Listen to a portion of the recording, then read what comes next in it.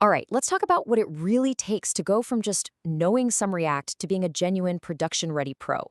It's a huge leap, right? It's not about memorizing syntax. It's about fundamentally changing how you think about building software. And today, we're laying out that entire roadmap. So, let's get into it. First things first, let's get a sense of the scale we're dealing with. Just look at that number, over 11 million. That's how many websites are out there in the wild today that are running on React. We're talking about everything from giants like Netflix and Airbnb to that indie SaaS app you probably use every day. So look, getting really good at this isn't just another skill to add to your resume. It's pretty much a requirement for any serious developer in the game today. To help you get there, we've laid out a super clear path. We're going to start with the basics, the modern web landscape. Then we'll dive deep into front-end and back-end mastery. After that, we'll touch on the wild world of AI and systems, see how this all plays out in the real world, and then we'll cap it off with a final test of your skills.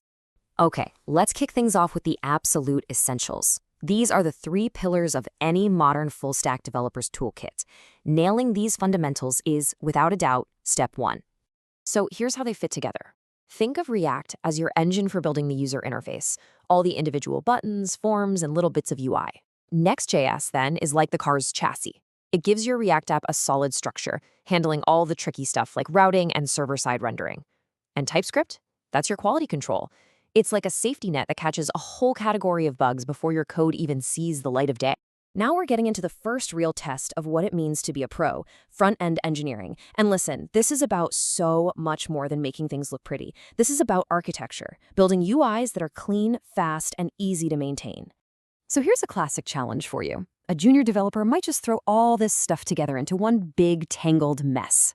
But a pro knows that the secret is a clean separation of concerns. So, how would you tackle this? And here is the expert's playbook. It's all about that clean separation. You use server components for the heavy lifting, fetching data from your database. Client components, they're only for interactivity, the stuff your user actually clicks and touches. When you need to change data, like submitting a form, that's a job for server actions. And you lock down your routes with middleware, which happens at the edge, before the page even starts to render. This right here, this is the blueprint for a front end that's not just fast, but also secure and built to scale. Okay, here's another one for you. Picture this. You inherit a project where every single page is just a giant copy-pasted block of code. It's a mess. The challenge isn't just to fix it, it's to build a system so it never gets that messy again. And this right here is the goal. You want your app to feel less like you're mixing concrete and more like you're building with Lego blocks. When you break down these massive UIs into small, reusable pieces, you create a design system that is just so much more flexible and consistent. It's a game changer. This next question is a huge dividing line. For some people, using any feels like a handy shortcut. But for a seasoned pro, it's a ticking time bomb. So what's the real danger here? Now, what's so powerful here is the real-world impact. See, if you use any on something like a Stripe payment event, a simple typo, like object states instead of object, slips right through. The code builds, it deploys, and then in production, payments just silently start failing. But if you use proper types, that potential disaster becomes a simple error that your editor catches instantly. I mean, that's the difference between protecting your revenue and watching it disappear. All right, let's go deeper. A true full-stack pro is just as comfortable designing a database as they are building a UI. This is where we lay the foundation for the entire application. This is pretty much a core task for any modern SaaS app. You've got users, you've got organizations, and different user roles within those orgs. So how do you actually model that in a database to make sure data's secure using a system called Role-Based Access Control, or RBAC? Well, the pro approach has 3 layers. First, what we call tenant isolation. Every single query has to be filtered by an org ID, no exceptions. Second, you manage roles with a dedicated table that links users to orgs and their specific roles. But here's the most critical part. You enforce all of this at the database level with row-level security. That means even if there's a bug in your app, the database itself makes it impossible for one company to see another's data. So your app is a huge success, but now your database is groaning under the pressure. Caching is the obvious answer. But doing it right is what separates a real fix from just creating a whole new set of problems. And I mean, the results here really speak for themselves. This just shows you the incredible power of good caching. A dashboard query that was taking almost a full second to load now snaps into view in just 50 milliseconds. That's a massive performance win your users will absolutely notice. All right, now we're moving to the cutting edge. Adding AI features is becoming standard, but let me tell you, getting an AI feature reliable enough for production is a totally different ballgame from just hacking together a cool demo.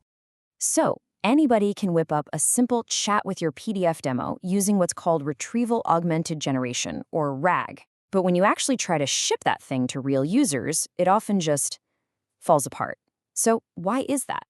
Well, the difference is all in the details. A naive system just blindly chops up text, which completely breaks the context. A production system uses semantic chunking to keep related ideas together. A naive system gives you tons of irrelevant junk. A production system adds filters and re-ranking to find the best answer. And most importantly, when a naive system doesn't know the answer, it just makes stuff up. A production system is smart enough to know when to say, I don't know. So far, we've mostly talked about building things, but true mastery is also about protecting them. Let's shift gears to a scenario where all these skills get put to the ultimate test against a very real, very serious threat. And this is not a drill. React to Shell is a real vulnerability that could let an attacker take complete control of your server. No username, no password, nothing. This is the kind of worst-case scenario that demands an immediate, professional, and calm response. So what does that professional response look like? Well, it's not just about patching. It starts with a full inventory. You can't fix what you don't know you have. Then you patch everything, immediately. After that, you deploy better detection, because you have to assume you might already be compromised. And finally, you get your incident response teams ready. This is what real-world proficiency looks like under fire. Okay, we have covered a ton of ground. Front-end, back-end, AI, security. Now it's time to bring it all home. This is the final challenge, the one that really proves you've made that leap from novice to pro. So the question is, could you, right now, walk up to a whiteboard and design a complete SaaS application from scratch? I'm talking about architecting the entire thing. The auth flow, the multi-tenant data model with row-level security, the API, the Next.js front-end, Stripe payments, background jobs with Redis, and even a production-ready AI feature.